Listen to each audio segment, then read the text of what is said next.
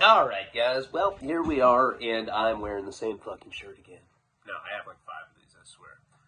I'm not a dirtbag.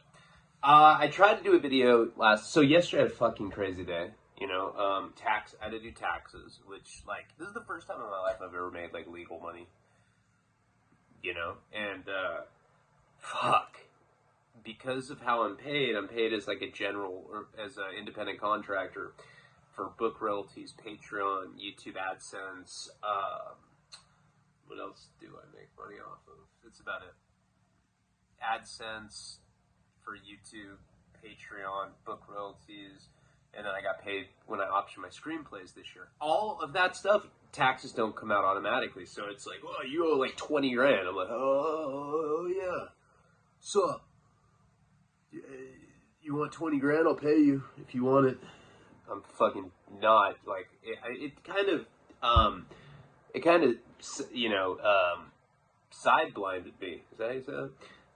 But anyway, I was doing my taxes, and I had to go through all my PayPal stuff, and I had to, like, do all the write-off stuff. It took all fucking day. Plus, I had the Mickey Avalon deadline. And then I hung out with the rock star yesterday in the Chateau Marmar, or however you say that. And I have pictures, and I'll post them. Post that on the $10 tier. But that shit was wild. I'll do an entire monologue for that one. That's the place Belushi died. I was there last night, and like, I had to stop by. Another one of those, like, they call him, I'm the fixer. Hey, it's called the drug addict, Ryan. Yeah, hello? This is Ryan, the drug addict. Hey, man, we got another rock star trashing hotel rooms. Can you come and take care of it? And I had to go. And it was pretty crazy, man. I'll go into it a whole monologue, but it's a pretty good story. But anyway, that happened. Then I got home at 4 a.m., 3 a.m., and, you know, I tried to do a video. I got like 5 minutes into it, and I was like nodding out. Like, took a piece of shit, started chewing on it. I was like, look how tired I am. I'll do anything for attention. I'm like, I don't know. But I'll post that video for all tiers. I don't even know what I was saying, but probably some random, like, I really tried to do a video, and I was like, I can't, I really wanted to sleep. I was like, all right, I can sleep or I can do a video. And I got like 5 minutes into it. And I was seriously, people probably would have thought I was on heroin if I did like a whole video like that. I was like, that's how tired I was. But good story, bro. This video is off to a great start. If this makes it onto YouTube, like, comment, subscribe, check out patreon.com/Ryan Leone. Let's get right into the story. Try to lower the introductions and the recaps, because nobody likes that. So anyway, where we were last time, though, I told a story about when I had gotten beat up in San Francisco, when I had to go to the methadone clinic, and I ended up meeting that hooker, and she took me to this, like, weird industrial building, and I think it was her boyfriend, whatever, her pimp, whatever the fuck it was, some asshole, beat me up, and my parents basically were used to stuff like that. Like, if I didn't get beat up, they'd be like, you got soft, bro. Yeah. I expect you to come back with your head split open if it's Christmas. Or else I know you're a bitch. I was like, all right, Dad, I'm not a bitch. Look at my face. He's like, that a boy. So, one of the reasons that I went into that with methadone, and one of, like, the central problems with it, is that you're pretty much in bondage to that shit. That's why they call it liquid handcuffs, because you have to go take your dose every day at a clinic. That sucks. Last night I was talking to Karina because we were talking about the Bret Easton Ellis podcast. I'm really proud of that. I don't care. I don't even have to be embarrassed about that. I'm wearing one of his shirts. Hollywood Boulevard, disappear here. The guy's the man.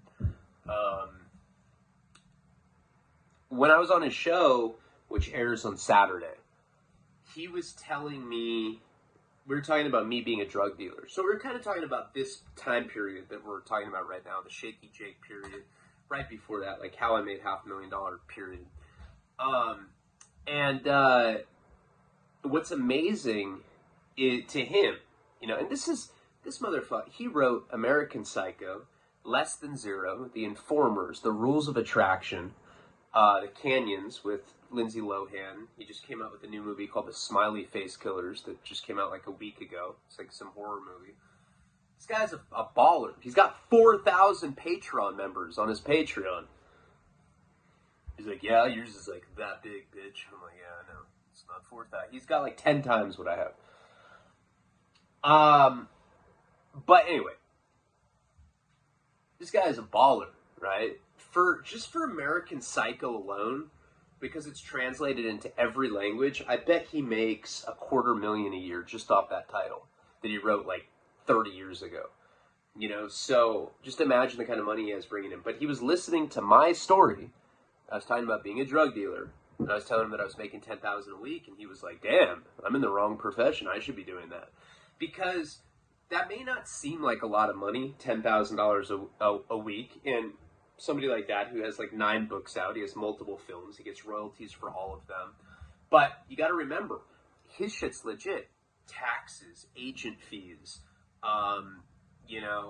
mortgage, whatever, all the things that he has to pay. His nut and everything. I don't know what he makes, but $10,000 a week cash without it being taxed or without it going anywhere. Sometimes I have to hear people like that put things into perspective to tell me how much money I was making, because I was making a lot. There's also times where, like, you know, I do one deal and I make $50,000, $60,000 cash back then. Like, I was actually like a pretty big drug dealer. I'm proud of that. Yeah, I fucked everybody's life over. So what? At least I had a couple Sea-Doos. What'd you have? That's what I thought. I was making more than I think that, like, because, you know, when you're that age, I was 22, 23 years old. I don't think I realized how much money I had. I'd have $250,000 cash in the safe. That's different than him making $250,000 off a book in a year, because by the time he gets that, he has to pay like half of that in taxes. He has to pay his agent fees, all this other shit. $250,000 probably is like 60, 70 grand when it's all said and done. Yeah, it's ridiculous.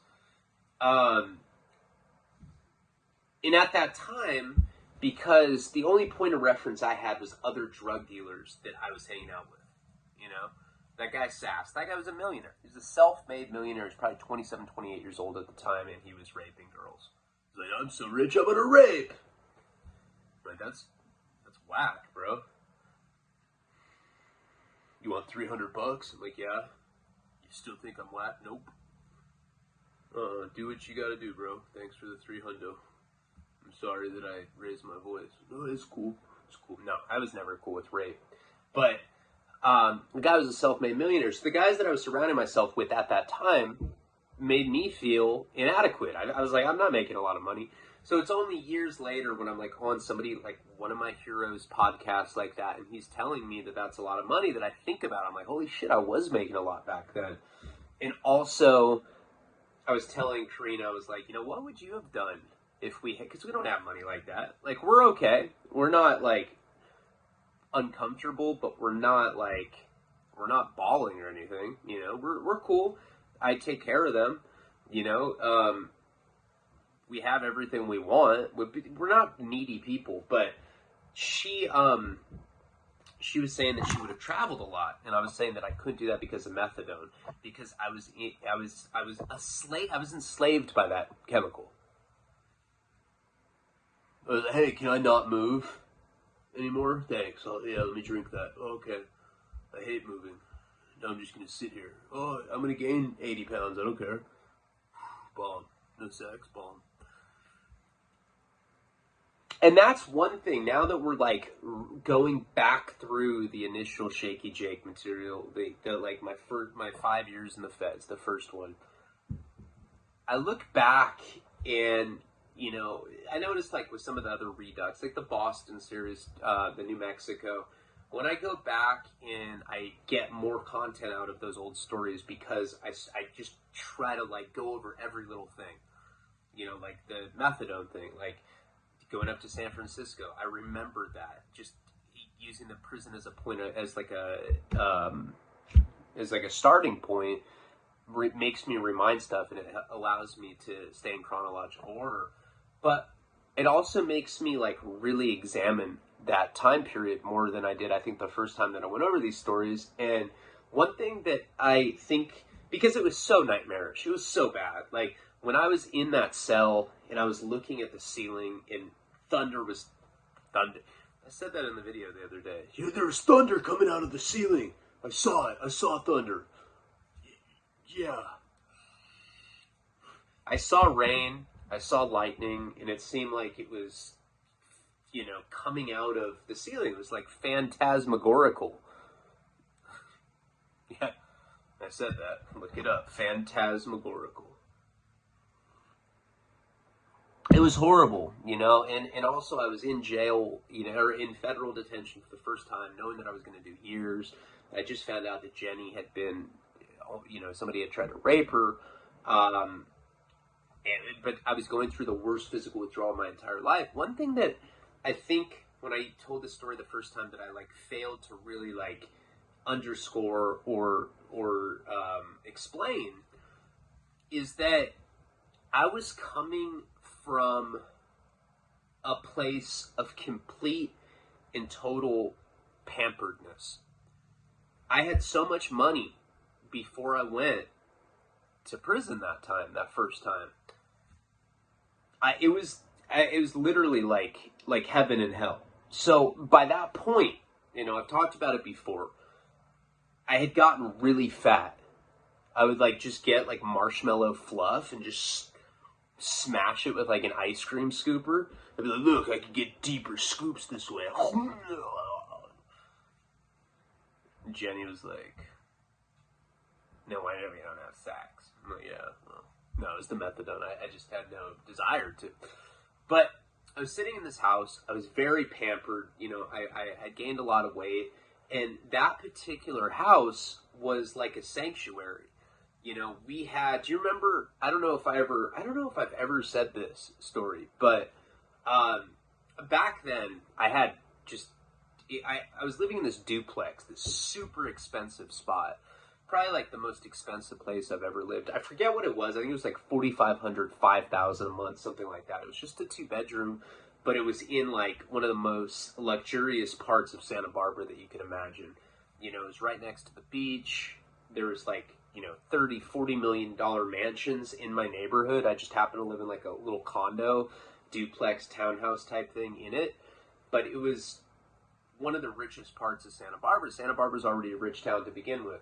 I had, you know, quads, I had motorcycles, I had dirt bikes, I was growing weed, I had 2 different grow operations, I had a bunch of different cars, I had a brand new Lexus, I had brand new Malibu, I had a brand new Eclipse, before that I had a brand new Tahoe, and then I would have art on my walls that was like I'd have paintings like that, but they were worth $50,000, $40,000, $20,000.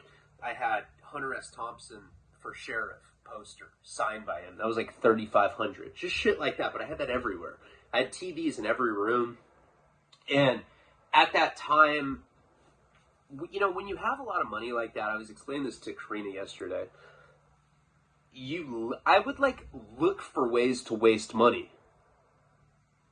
I'd be like, oh my God, this company blows hot air in your asshole. It's supposed to make you relax a bit. How much? Oh, it's $800 an hour? Yeah, I'm going to sign up for it. I'm just going to dabble in it, see what it does for me. Oh my God. Oh man. I feel calm. Yeah, I'm going to be honest, Mark. This is calming. Thanks. Oh, okay. Yeah, let's do another hour. Fuck it. $1,600 to get hot air blown up my asshole. Like, Mark, do you care if I suck on my thumb? Do what you gotta do, bro. Oh. I would go and I would get like the best haircuts. And it was funny because I was obese. But I'd have like this amazing haircut. Bomb. Hot tan haircut with like on a shot out pasty body, you know. But I would go get my hair done. I would go get, I'd go to a tanning salon. I'd like go get microdermabrasion. I'd go to the dermatologist. I'd be like, how much for the microdermabrasion, doc? And it'd be like $3,000 for like a year package to like go like once a month, and I would pay for that. I had laser treatment, like removing track marks. I just had all these different fucking services that I didn't need. I would go get like my cars detailed like all the time. That shit's like $250 every time I would do that. Stuff like that, right? And at that time, I went to this one car wash in Santa Barbara called Educated Car Wash. And they were, you know, it was like a high-end car wash spot. You know, it's like the kind of place where you get it, they like do everything by hand. They don't put it through machines or anything. And like 50 paisas and like military outfits like come and like scrub your car really quick. It's pretty aggressive how they do it. And then I would give these people like, you know, $100, $200 tips. Like every paisa. It was like Dumb and Dumber. I'd be like, here, here, here. That's for you too, man. Thanks. They love me there. And so I, you know, in another thing that I was reminded of that I would do at that time is when Sass would come down to see me.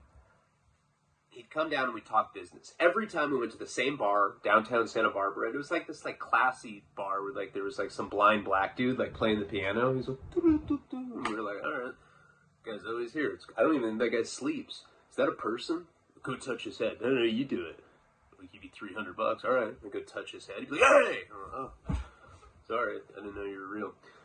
We went to, it was like one of these nice, like little jazz bar places that you go to. And we would go get a drink. I'd always get Sex on the Beach. Because I don't know. It seemed like I was feminine or whatever. The only drink that I knew. I knew Sex on the Beach and Surfer on Acid. Those were the two drinks that I drank all the time. Sass would come down. We'd be talking. And we always had the same bartender. He was a dude. I'd get one drink, and I would tip him $100 or $200 every time, just cause just to be cool. I remember partying like a year or two after, whatever it was. At some point later on, I was partying at this nightclub called the Wildcat, Santa Barbara, and he came up to me. He's like, "Dude, you're the guy that always pays, tips me like an extra $100 or $200. It's like you have no idea, like." I'm poor as fuck. I'm trying to put myself through college. He's like getting all emotional. He was like tearing up. He was like grabbing me by my shirt. He's like, "You don't understand." I'm like, "Yo, dude, I'm not gay." He's like, "Oh, me neither. I just wanted to say thanks. I gotta go." All right.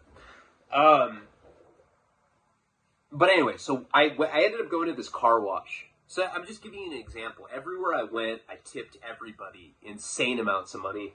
I used to go to salons and get my hair cut done for like $150. I was doing that like once a month. I was getting my car detailed, like I said, all the time. I was going to bars. We would only eat at like the best restaurants, 5-star restaurants. Ruth Chris Steakhouse doesn't deliver. At least back then they didn't deliver. They probably do now with like whatever that thing's called, the delivery service, Postmates or whatever. Is that what it's called? But I would just go to Ruth Chris and I'd be like, "Here's $1,500. I'd give them a retainer. I'd be like, I'm giving you this money up front. Every time I need food delivered to me, I want to be able to call and you guys come deliver it to me." They invented a position at Ruth Chris's just to accommodate me. I give him $1,500 at a time, and then I would tip the dude $100. So like, we'd be eating like lamb chops with like mint jelly at like 10 a.m. It was insane. I was all fat on methadone, like smashing lamb chops. "Oh, this lamb, fucking phenomenal." And everybody in town knew that I tipped like that, so everybody kissed my ass. And I think one of the things is that I really got off on like the power of it, like just having everybody suck your dick, pretty much. Everybody was like, "Hey, can I suck your dick?" I'll be like, "Yeah, you, come on. All of you can suck my dick." All right. So one day I go to this car wash. I don't think I've ever told you guys this, but it was typical. I don't remember I think I was getting my Lexus detailed, maybe. And I remember that was from that guy, Luke, who his dad was like a crypt keeper, 90 years old, had a girlfriend with fake tits. He's the guy that got arrested in Connecticut. He's the guy that gave me $50,000 for Molly, and Sass ended up jacking us. That guy. I had given me his Lexus. That's how I got that Lexus. Brand new Lexus. He like owed me money and like gave me that. But I think that's what, and it was like a $60,000 car. He owed me like 10 grand at the time. That was before all the shit that had gone down with him. But anyway, he may have owed me 20,000 actually. I think he owed me 20 grand actually. I don't remember. But I ended up going to this car wash, and they're detailing my shit. Like I said, it was like $250 to get the car wash done, the detail. And they fill it up with gas for you, and they do all that stuff. And as I'm sitting there, I see this sign. And it's like just different advertisements. You know how like sometimes you go to a car wash and they have like a bulletin board and they have like different ads for stuff that's going on. Like, you know, private mint boofing lessons or whatever it is. You know, guitar lessons. You know, dog walker. There's always like these services and shit up.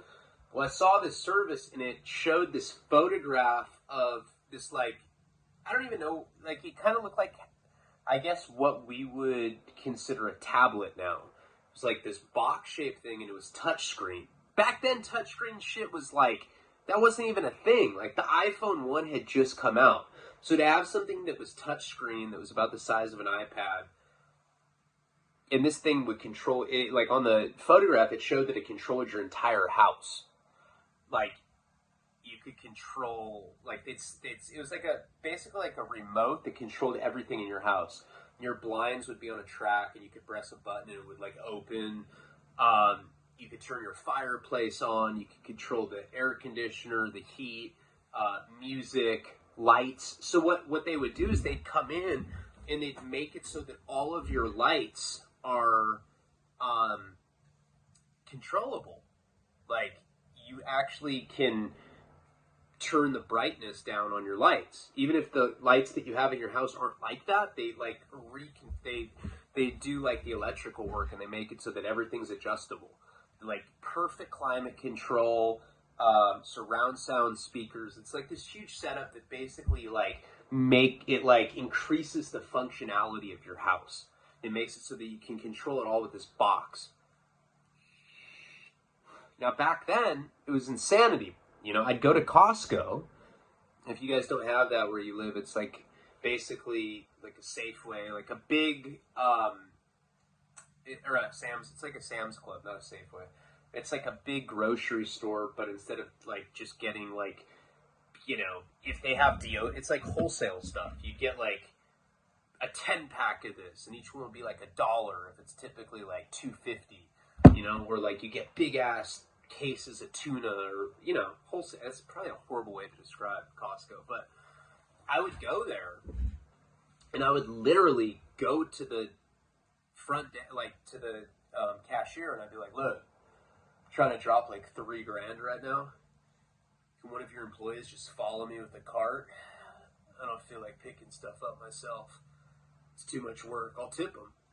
And they'd give me somebody that would just follow me around. And of course, I'd be like trying to show off. I'd be like, I need that. Oh, let me get 45 grape jellies. Let me get that. And I was always just stocked up with shit. Huge boxes of everything you could imagine. Like, my pantry was out of control. I had everything. And I would drop like $3 grand at a time at this place. So, point is like, I was living in like complete excess. Something that it was a very sharp contrast when I got to jail. But anyway, I ended up calling this this place for this like electric, it's like magic remote, or, you know, I don't know, some as seen on TV type title, you know. And I called and I was like, hey, I'm interested in your product. And the guy's like, how old are you? I was like, how old am I? I was like, why does that matter? He's like, because you sound like a fucking baby. That's why. You sound like a fucking baby. And the babies don't have money. And he hung up on me. I was like, they obviously don't know who I am. Called again. I don't fucking talk to babies. And he hung up. Fucking baby. And then like he texted me, baby, ... I was like, and I started getting really mad because at that point I had so much fucking money. Nobody ever talked to me like that. The guy didn't know that I had money like that.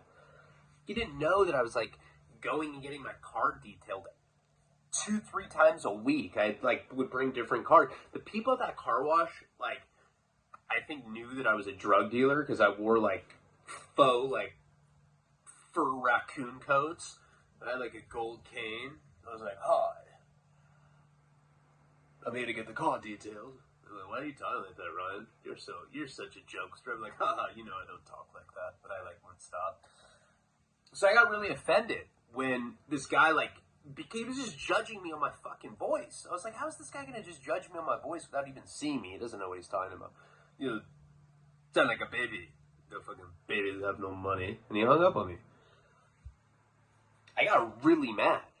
And I gave the phone to Jenny, who sounded a lot older than me. She was 5 years older than me. I think back then, I mean, there's videos that exist of me, like, doing interviews back then with, like, the Gabriel footage, like, where I'm telling the story about stabbing the skinhead. My voice was a lot higher back then. I hadn't lost my yeets yet. My yeets were still there. And then I was like, oh, yeets, fuck this. And I, like, threw them against the wall, and they busted like grapes.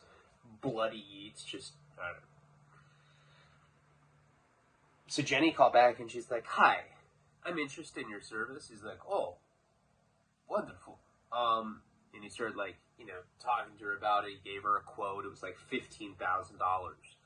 She's like, no, I don't want your fucking service. You just were rude to my boyfriend. You hung up on him. He's a fucking millionaire, you stupid fuck. You stupid foreigner. You're as cold as ice, bitch. And, like, hung up on this guy.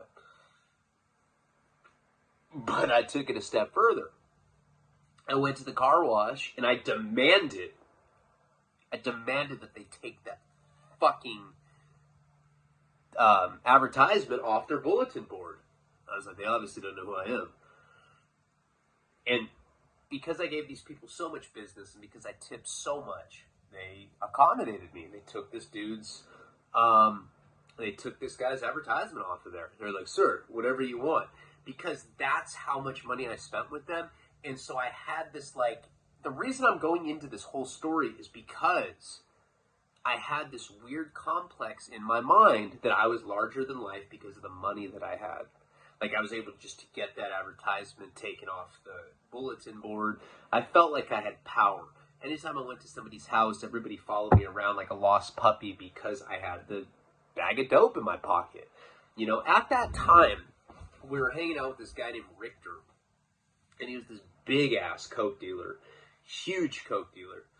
I think he was from Seattle, or somewhere up there, somewhere in like the Pacific Northwest. This guy Richter, though, was just a big-time coke dealer, and he would come to Santa Barbara maybe like once every couple months, and he would bring like 50, 60 keys of coke there. And I liked hanging out with him because he was like one of those drug dealers that had groupies. You know, he always had that guy only partied with like 10 to 20 girls. Like, anything less was like unacceptable for him. So I used to hang out a lot with him when he was in town because I don't know why, he thought I was a funny guy or something. He liked me, and so anytime he was in town, he'd want to hang out, and it would like be me, him, and like 10 to 20 chicks, and I'd watch them follow this guy around into the bathroom everywhere. And you see that a lot with people that have the bag of coke at a party. People just follow them around like, you know, like they're the bus driver or something. It's almost pathetic. But going from that lifestyle, where it's just party, hedonistic, crazy shit all the time, to being stuck in that cell with my paisa Selly, who's singing me the Spanish love songs, having all these Mongols and gang members mad at me, seeing that guy get beat up. Remember the guy with the dreadlocks that got beat up like the first day that I was there? And that guy was just fucking whacking his head against the wall. Blood was just getting smeared everywhere. Going from that life of luxury, thinking that I was larger than life, everybody sucking up to me, to being in prison where I was just equalized with everybody, was very humbling. Same thing happened to me on my third term as well, but we can get to that later. So here I am, going from a heavenly nest that I was living in, you know, like not one worry in the world, to being in a condition that was volatile and combative and dirty and scary. Scary. I can say that I'm a bitch. It was scary. You'd probably be scared too. And if you say none, you're full of shit. Everybody's scared in prison. The toughest people in the world are scared, and it's a scary ass place. And if you're not scared, you're stupid. Because if you're smart and you're able to actually understand the danger that you're exposed to on a daily basis, then you can't just be like, oh, that's cool. If it happens, it happens. I don't care about getting stabbed. Who cares? Let's see. There are some stupid people like that in prison. I don't even think they know they're in there. So,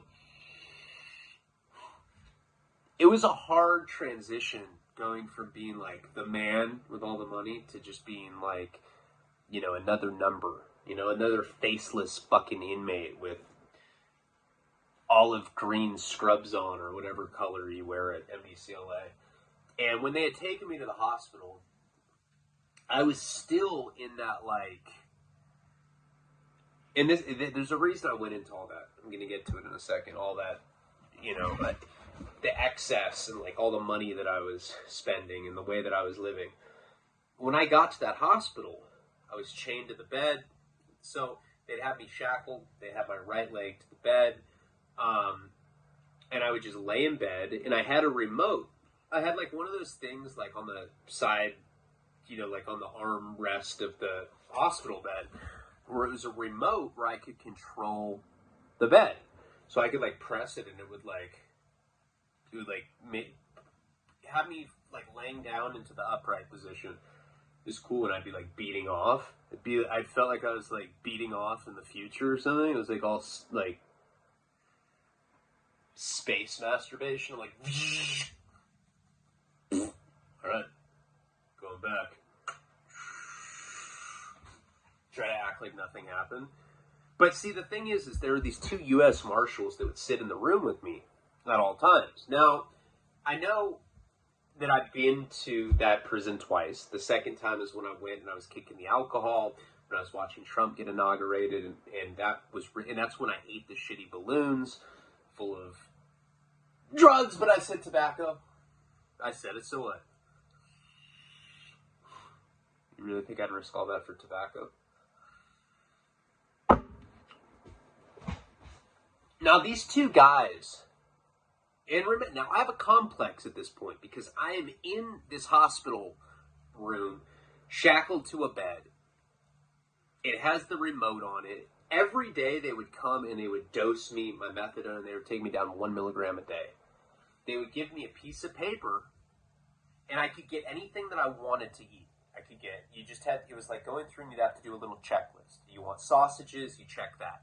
You want pancakes, you check that. If you want blueberry muffins, if you want cinnamon toast crunch, if you want low-fat milk, regular milk, if you want half and half in your coffee, if you want this, if you want that, etc., etc. Plus, they would come and give me a nicotine patch every day, which was nice because, you know, I'd been smoking multiple packs of cigarettes every day before I went in there, and they would put a patch on my arm. They don't give you that in jail, so I was stoked. And I was such an entitled little bitch at that point that I'd be like, oh, I don't want to have to fill out this menu. It's too much work. Can't you guys just bring me food so I don't have to think about it? And these marshals were like, you know, because I was this like entitled little princess in there. Now, little did I know, or maybe I just didn't consider the fact that I was like, if you've been to jail or if you've been to prison, just appreciate for a second the fact that you get a nicotine patch. You get gourmet food delivered to you, and you can pick anything you want. You can get it. You can individualize and itemize your breakfast, and you can get it down to exactly what you want. Plus, you have the remote, you know, with the reclining bed that's super comfortable. And then you have a TV, and I had a remote. I was able to watch whatever I wanted. There were these two marshals that would sit in there, and I was still big. I was like, this sucks, because I was used to the lifestyle that I was just telling you about. I was used to getting hot air blown up my ass for comfort. Ooh. What does it feel like? Kind of like jazz? The music? Yeah, me too. I'm sorry. A little intermission.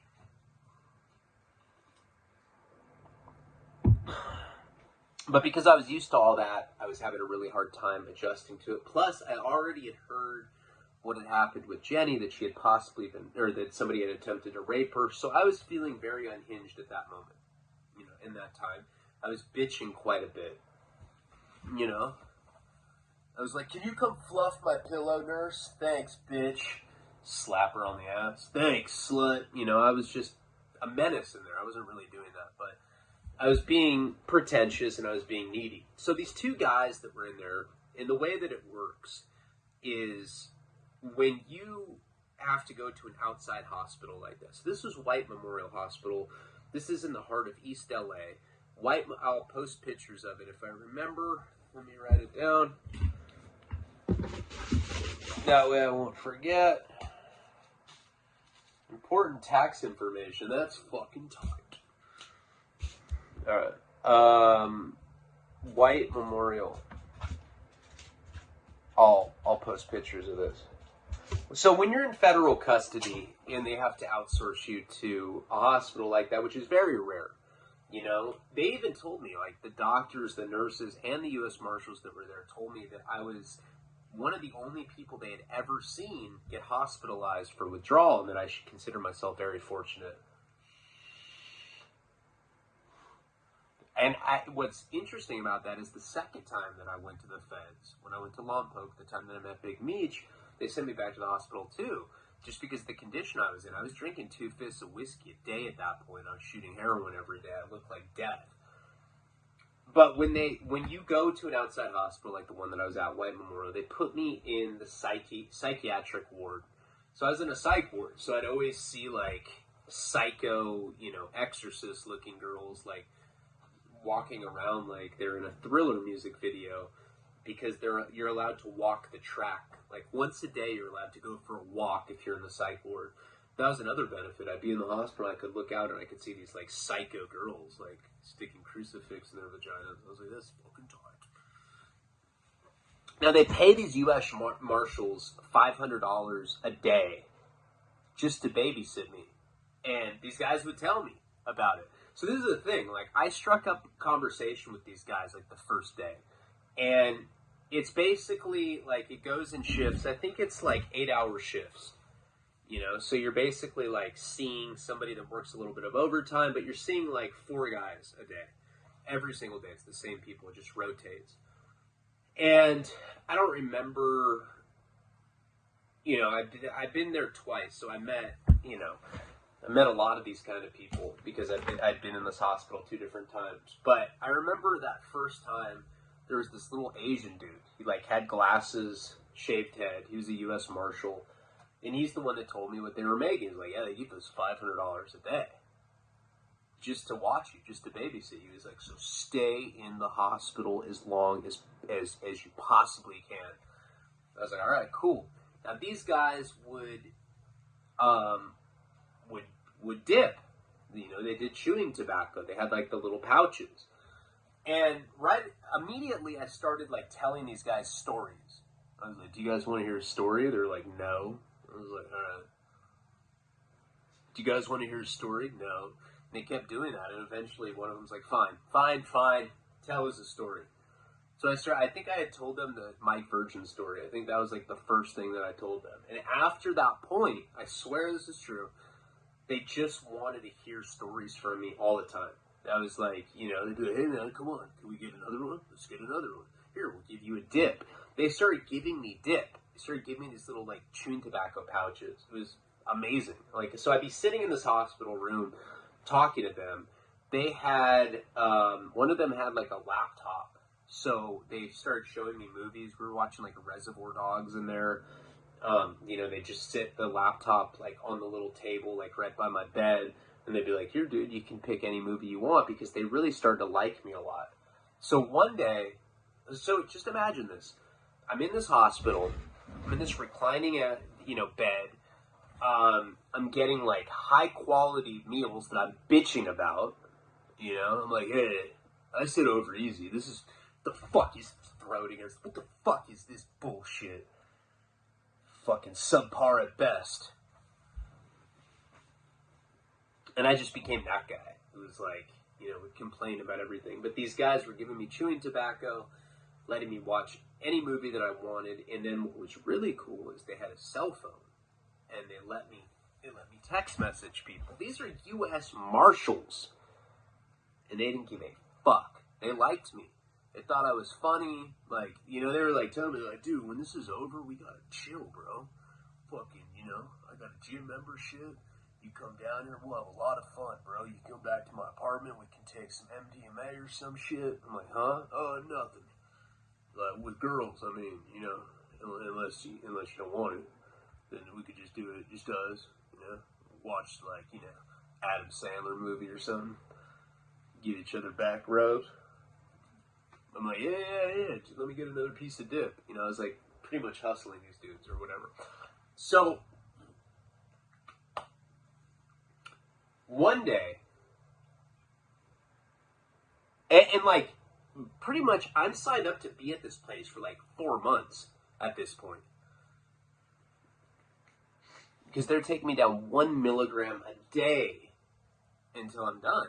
And then they said that I'm still going to kick, but it's going to be a lot better than just like having a shock to my system and coming right off the methadone like that. So, one day, I see them drinking Gatorade.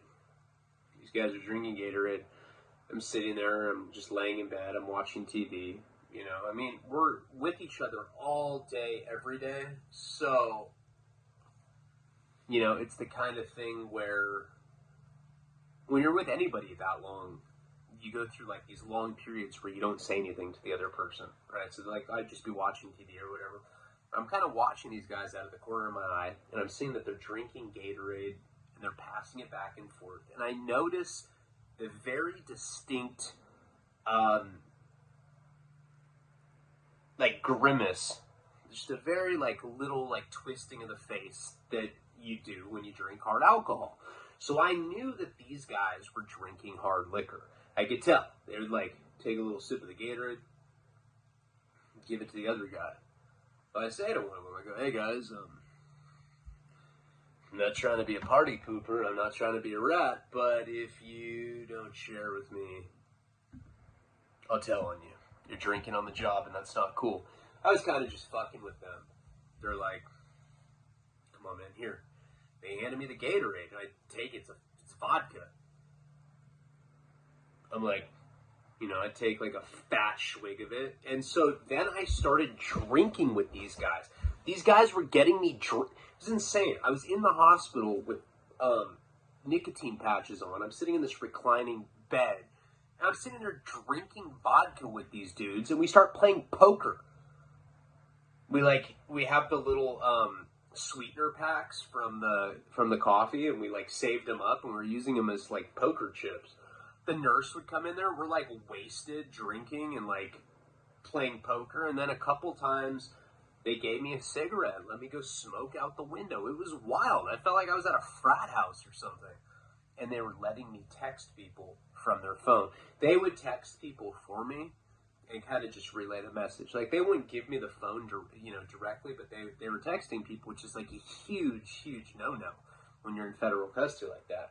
But I had them text Jenny, and I was like, hey, are you all right? You know, and she would text back, and she'd be like, Ryan, oh my God, are you out? And the guy would be like, nope, this is a U.S. Marshal. I'm watching him. He's chained to a bed right now. And then she like wouldn't text back, and I'd tell them to say like pet names or whatever. Like, I was like, hey, say I love you, J Bear, or I love you, J Mac. You know, I'd like have them say like stuff that only I would know. Because I think when they said that they were U.S. Marshals, it kind of freaked her out. So we weren't having these like complicated, messages exchanged back and forth. But it was like, I love you, I'm thinking about you. And that was like really cool, to be in the hospital, to be drinking, to be like, I smoked a couple cigarettes. They were giving me dip all the time. and I was on methadone, so I didn't feel withdrawal at all, and I'm watching TV, and I'm eating good food, and everything's good. Still, at that point, and for jail or prison, that is luxury. I felt like I was at a fucking timeshare. I felt like I was at the Hilton. I felt like I was going to see Mel Gibson, like, lounging by the pool with, like, sunscreen on his fucking nose. Like, what up, Mel? Ryan. All right. So, I still found things to complain about, you know? The pillow's not fluffy enough. You know, and frankly, I'm a little upset that you guys aren't taking me for more walks. It's getting to be where I think this is a little selfish, you guys. You guys just don't want to work. Because to walk me around, they had to, like, put a chain around me. I had to have handcuffs on me like this, like in prayer form. And then I had to be shackled, and they would walk me around, and I could go look at, like, all the J-Kitty women that were crazy. So we started, like, bickering a while. It's kind of like that same thing where, like, when you're in elementary school and you have a friend that you really like, it's like your boy, love this fool, fucking die for him. But if they stay at your parents' house for, like, 2 days, if it's, like, a 3-day weekend, and instead of spending the night for 1 day, it's 2, by the end of it, you're, like, literally thinking if you'd be able to murder the person and get away with it. I don't know. Maybe that's not how normal people think, but you know what I'm saying. People start getting on your nerves if you're exposed to them for too long. So it started getting like that with these guys. Even though these guys were cool. We were playing poker, you know, and I was like always winning. I'd be like, come on. Let me get the sweetener pack. Oh, come on, Ryan. Come on, man. Can't take all my sweetener. Hey, man. You know, a bet's a bet. Let me get that. And then I'd, like, have all the sweetener, and we couldn't play anymore, and they, like, wouldn't talk to me. I'd be like, all right, guys. I'll give you each 3 packs. I'll give you 1 run back for your money. And we were sitting there playing poker all day long, and it was lovely. My attorney comes to visit me, Bob Sanger. And, like, he couldn't believe how I was living. Like, he came to visit me in my room. Because that, like, that's the only place that he could come visit me. Like, he had to come to the actual hospital room. I didn't know that he was coming. He just walks in with his briefcase. He's one of those guys that's, like, bald, that has, like, you know, like the Hunter S. Thompson, like, he has hair that, like, wraps around, but, like, a big bald center. He has glasses and, like, a big scruffy beard. And he came in, he's like, Ryan? I was like, Bob, how you doing? He's like, I'm doing all right. He's like, now listen. And he's like looking at the situation that I have. I'm in this nice bed. I have like stuffed animals and shit that the U.S. Marshals had brought me. For real. That was like a joke. They brought me like a little like teddy bear with a heart, like holding a heart. And my attorney was like, what the fuck is going on here? I was like, I don't know. These are my homies. This is Mark. That's Todd. Hi, Mark. Hi, Todd. Bob Sanger here. So he sits down, and he's like kind of like kneeling in front of my bed, and he's telling me that he's like, look, the magistrate that had denied you bail. So that when I first went when I first turned myself in, I thought I was going to get released. I went and I saw the magistrate, and the magistrate said that they didn't want to release me because I was only 23 years old and I had a long history of drugs and violence, which is not, well, I guess proportionally. I was only 23 and I already had felonies and shit. But you're a danger to the community and a flight risk. Bail denied. I was like, and I started crying. Remember that? Well, Bob's in my room now, and remember he said that like we'd go back on calendar in a few weeks after that point. Well, now I was in the hospital, and so I was expecting that court trumps everything. That even though I was in the hospital, they were going to take me out for the day, bring me to court. I was going to get bail, and then I was going to be out. Because still at that point, I'm thinking about the life that I had left behind before I went to MDCLA and before I had gone to the hospital. And compared to the way I was living, this was like straight up slum for me, you know, being chained to a hospital bed. I didn't realize how good I truly had it. So he's kneeling above my bed and he's explaining to me that the first person that had denied me bail is a magistrate. Magistrate is just the, like, you know, the judge that you, when you first get arrested, you plead not guilty to. Everybody pleads not guilty, unless you're Lil Wayne and you have a deal with Donald Trump and you know that you're going to get pardoned. That's the only way you would, like, admit guilt right away like that. But what my attorney Sanger was saying was that the magistrate, like, pretty much, like, it's protocol to deny everybody bail. And the reason being, the way he had explained it to me is this, and this makes a lot of sense. They know that federal detention is awful. They know that it's a hellacious experience. They know that it's uncomfortable. They know that it's violent. They know that it's dirty. They know that there's dudes getting their dick sucked. Dude, I've been down 4 months, bro. Come on. Oh, man. Man, do I miss women. It's like, shut up, dude. You were just... Never mind. All right, so they know that all of this stuff is going on. They know that it's like a very, like, this, you know, unpleasurable situation. So what they do is they deny you, but the magistrate's protocol is to deny you bail on the first court appearance because they want you to stay in federal detention for a little bit to really see how scary and how bad it is. Because there's a lot of, like, you know, our white-collar criminals, you know, there's people that have never been locked up before. And in that time, that first 3-week period is supposed to be the worst time of your entire incarceration because you're just adapting to it. And that's when the government tries to get you to flip. That's when they try to get you to rat, you know, because, like, they deny you bail, you think you're not getting out. Now, psychologically, like, you've been told that, you know, that there's a possibility you're not going to get out for years. Unless you fuck over a good dude that has a family that you grew up playing t-ball with. I'm not saying you should, but you'll get out of jail right now. You're like, fuck that fool. I never liked him anyway. Fuck him and his family. He sucked at t-ball. All right. And then you go for your next bail appearance, they let you go. The people that let go are always the rats. So anyway, that's the point. They deny you on purpose because they want you to tell. Pieces of shit. So he's telling me that, you know, the magistrate, because it's protocol, they're going to deny you no matter what anyway. He said, but now, when we go for your next bail hearing, you're going to be in front of Judge Wilson. Judge Wilson,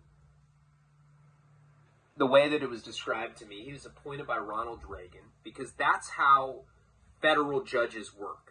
It's almost like a Supreme Court appointee. The president is the one that puts federal judges into power. This was one of Reagan's appointees, which was not necessarily a good thing because Reagan was, you know, he was on the war on drugs thing. Just say no. Nancy Reagan, who, in my opinion, was a lesbian, but that doesn't matter. But, very hard on drugs. And so, you know, and I said, does that mean that he's hard on drugs? And he said, well, he's a wild card. Well, what does a wild card mean? It means that he's completely unpredictable. You know, there's some judges that are unfair. There's some that are very strict. There's some that are very liberal and will just be like, well, nobody should be in jail. Here, just go. And you know what? You're not just being released. We're giving you 16 grand too. What do we have? No, I don't know. But he said that Judge Wilson was essentially just a wild card. Hard to read, you know. He has good days, he has bad days, very inconsistent. He can be very fair, he can be very generous, he can be very harsh. It just depends. He's a wild card. But he's like, you're white. The little bald Asian U.S. Marshal's like, hey, what's that supposed to mean? He's like, stay out of this. He's like, you're white. I was like, yeah, so? He's like, Wilson's white. I was like, oh, okay. All right. Should we tell him white power? He's like, no. What? He's like, because you're white and because you're on a cartel case, he might think that you're just some suburban, upper middle class white boy that got mixed up in it. I was like, that's what I am. He's like, yes, so I think there's a very good chance that you'll be able to get bail granted to you because he's your judge, he's not the magistrate. But you're not going to be able to go to court until you're out of the hospital. And I'm like, yeah, but the doctors are telling me that I might be in the hospital for like the next 3 or 4 months. He's like, well, do you want bail or not? He's like, if it was me, he's like, I would stay in and get off the methadone if they're paying for it and if they're willing to do that for you. But that's just me. But I cannot put you in for another bail hearing until you're out of the hospital. Now, I had it good. But because I came in on that wave of entitlement, I didn't realize just how good I had it. So the next day, the doctor came. Every day, the doctor would come and see how I was doing. How you doing? I'd be like, good, you know. The bacon was a little burnt today, bitch. And I'd really like if your kitchen could work on that, because, I don't know, I'm used to a higher standard of cuisine. Oh, yes, okay. Burnt bacon. But how are you feeling? How do you feel? How do you feel right now? What is your feels? What do you feels? They always pluralize that shit. You ever notice that? Like, Indian doctor dudes always pluralize. How do you feels? Are you mads? Are you upsets? Do you feels? Yeah, I feels, motherfucker. And I told him, I said, look, I'm good, but I want to go home. And he starts, like, laughing. He's like, oh, and he starts, like, coughing because he's laughing so hard. He's like, what do you mean you want to go home? I was like, I want to sign myself out. I want to go back to MDCLA because I thought that would make it so that I'd be able to get on calendar and I'd be able to go get bailed out. And, you know, the hospital is a lot better than MDCLA, but my life outside of the hospital, where I'm like able to get like entire advertisements taken off of fucking billboards just because I'm bawling so hard. You know, I'm getting warm air squirted in my asshole for comfort, for jazz purposes. This is jazz, baby, jazz. And the doctor's like, listen. There's Nico. He's like, listen, I strongly advise against that. He's like, it's very hard to get you to the hospital. He's like, if you were to get out right now, you're still coming off 130, I'd only been in the hospital like, I don't know, maybe a week, 10 days at the most. I don't even remember, honestly. I think it was like a week. I hadn't been there that long, I was still coming off like whatever milligram. Because remember, I was on 180 milligrams, but I think I was only on 120 or 140 legally. A lot of that was me buying take-homes from people in the parking lot. I forget what I was on, but I was still going to be coming off like a pretty significant dosage of methadone. The guy's like, I strongly advise against that, Mr. Leon. Hey! Shh. And like right when I was trying to make the decision, the U.S. Marshal's like, hey, your girl just texted. She says she misses you. I was like, no, I want to go. I want to go right now. I want to get out of here. I want to go. Give me the piece of paper. And I fucking signed myself out. It was the stupidest thing I've ever done in my life. Well, I don't know. That's arguable. But one of the stupidest things I ever did in my life. I signed a piece of paper saying that I wanted to be discharged against medical advice. And we will get into when things got really bad for me. Back at MDCLA, that's when I met Chenny. That's when I was running Resident Southsider. That's like when the Shaky Jake Chronicles really like pick up. Negro Damas, you remember him? All these fucking people. It was horrible. And I should have never signed myself out like that. I could have stayed there. I could have been playing poker. I could have been drinking. I could have been smoking cigarettes with the Asian bald U.S. Marshal guy. But no. I wanted to sign myself out of the hospital AMA. Anyway, sorry that I didn't post yesterday. I will post the video, the monologue that I attempted to do, and then I'll do a new monologue for the $10 tier, longer one, which I'm going to try to do daily. If my day was interesting enough to be able to do like an entire 30-minute to an hour-long monologue about what happened. But last night I was at a rock star's hotel room, and I can post pictures of it, and it was absolutely fucking insane. I have not seen that much cocaine since I was probably 20, and it was wild. And there was like double-sided dildos there. It was fucking gnarly. I'll post pictures, $10 tier, and I'll also do a monologue on that. And I was also happy that I was able to find that breakdown footage because that stuff was just so fucking wild. So anyway, I appreciate you guys. See you soon. I'm definitely going to try to do another video, if not 2 more videos today. All right, guys. Palabra. One more time.